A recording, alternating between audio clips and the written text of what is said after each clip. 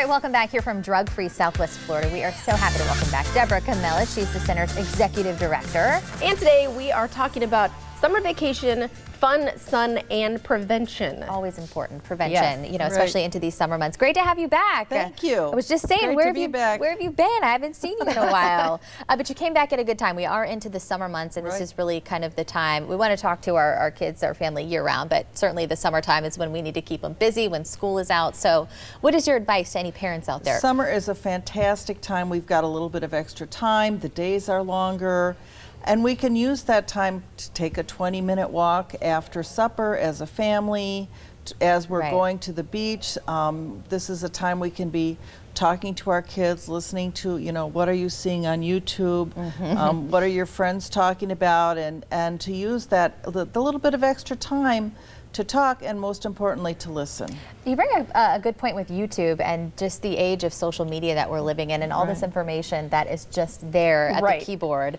I mean, literally is a keyword away. Yeah. Not always the best information. No, no. And the thing is, I really feel it's so important to be honest with your kids and not embarrassed. I mean, they are leading from your example when you're talking to them, and it's so important to be open and honest with them so that they absolutely know what's going on in the world around them, because everything is instantaneous at our fingertips right now, so it's really important. Absolutely. And especially at that young age, they're really soaking everything up. They're like little sponges. You know, I've got a little one that's almost 2 at home, but just even from that young of an age, they pick up on everything that you say and do. So what is the right way, and what is the age to start that conversation? Well, we like to start the conversation around 3 or 4, and very obviously you're not going to be talking about drugs and alcohol. You're going to be talking about, do you want to eat a carrot or do you want to eat a cookie? Right. You're going to be talking about making good choices. You're going to be talking about what you're doing with your friends. What are you seeing on television? Of course, on 3 or 4, they're not going to be on YouTube, but as they grow up, and what's tough for many of us as parents is if we talk to our kids, they're going to talk back. So we really have to work hard, and kids will take their cues from us, and we need to become very comfortable learning things and having them articulate things that may not always be comfortable for us, but if it's important to them, we need to be aware of this. You know what, and they're smarter than you may think they are, and they either know or want to know more than you probably think that they do. I mean, that's the thing about just being comfortable and talking to them, because if you don't, they're going to figure it out on their own, and that is not the way to do it. And it's harder as they get older to develop that. If you've always been talking, it's much easier to keep that conversation going.